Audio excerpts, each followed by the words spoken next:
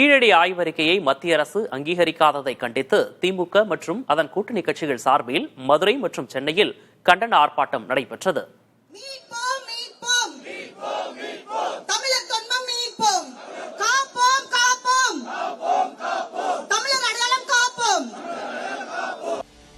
மதுரை விரகனூர் சுற்றுச்சாலை பகுதியில் நடந்த ஆர்ப்பாட்டத்தில் திமுக மாணவரணி சார்பில் திரளானோர் கலந்து கொண்டனர். தமிழக முதல்வரும் திமுக தலைவருமான மு.க.ஸ்டாலின் உருவம் பொறித்த மாஸ்க் அணிந்து ஆர்ப்பாட்டத்தில் ஈடுபட்டவர்கள் கீழடி அகழாய்வு முடிவுகளை வெளியிட மறுப்பதாக கூறி மத்திய அரசுக்கு எதிராக முழக்கங்களை எழுப்பினர்.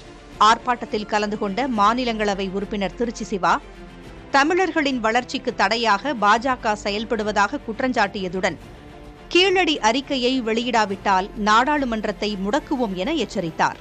ஆதாரமில்லாமல் வெறும் நம்பிக்கையின் அடிப்படையில் அதிகாரத்தின் துணை கொண்டு பலவற்றை நடத்துகிறார்கள், பல நல்லவற்றை நடக்க விடாமல் செய்கிறார்கள். ஆனால் ஆதாரப்பூர்வமாக சான்றுகளின் அடிப்படையில் அறிவியல் ரீதியாக நிரூபிக்கப்பட்டவைகளோடு போய் நிற்கிறோம்.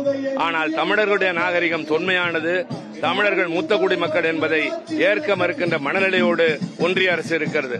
அதை மாற்றுகின்ற முயற்சியின் முதல் கட்டம் தான் இன்றைய மாணவர்கள் ஆர்ப்பாட்டம். அதைத் தொடர்ந்து அது மக்கள் போராட்டமாக மாறும். நாங்கள் நாடாளுமன்றத்தில் நிச்சயமாக தமிழர்களின் குரலாக இதை எதிரொலிப்போம். இதேபோன்று சென்னை பனகல் மாளிகை அருகே திராவிடர் கழகம் சார்பில் நடந்த ஆர்ப்பாட்டத்தில் விடுதலை சிறுத்தைகள் கட்சித் தலைவர் திருமாவளவன், திமுக எம்பி தமிழச்சி தங்கபாண்டியன், கே.வி. தங்கபாலு, இடதுசாரி கட்சிகளின் மாநில செயலாளர்கள் உள்ளிட்ட திமுக கூட்டணி கட்சித் தலைவர்கள் கலந்து கொண்டனர். ஆர்ப்பாட்டத்தில் பேசிய திருமாவளவன், கீழடி நாகரிகம் ஆரியர்களின் நாகரிகத்தை விட முந்தையது என்ற அடிப்படை உண்மையை சிலர் ஏற்க மறுப்பதாக விமர்சித்தார். இது இதுவரையில் சொல்லப்பட்டு வந்த ஆரியன் சிவிலைசேஷன் என்று சொல்லப்படக்கூடிய ஆரிய நாகரிகத்தை அடியோடு புரட்டி போடுகிறது, அதை பொய் என்று நிரூபிக்கிறது. எல்லா தளங்களிலும் ஆரியர்கள்தான் சாதனை படைத்திருக்கிறார்கள், முந்தையவர்கள், முன்னோடிகள் என்று இதுவரையில் அவர்கள் சொல்லி வந்த கருத்துக்கள் இப்போது ஒரு அறிக்கையில், ஒரு ஆய்வில் பொடிப்படியாக சிதறுகின்றன.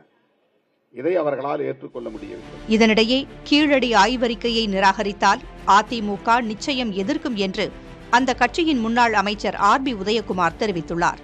அவர் வெளியிட்டிருக்கும் அறிக்கையில் கீழடி அகழாய்வு அறிக்கையை நிராகரித்தால் அதனை எதிர்க்கும் முதல் குரல் அதிமுகவின் குரலாக இருக்கும் என்று கூறியுள்ளார். கீழடி அகழாய்வை அறிமுகப்படுத்தி நிதி ஒதுக்கியதே அதிமுக அரசுதான் என்று குறிப்பிட்ட ஆர்.பி. உதயகுமார் அகழாய்வு பற்றிய சில தரவுகளை மத்திய அரசு கேட்டிருப்பதாகவும் கொடுத்த பின் ஒப்புதல் கிடைக்கத்தான் போவதாகவும் அவர் தெரிவித்துள்ளார்.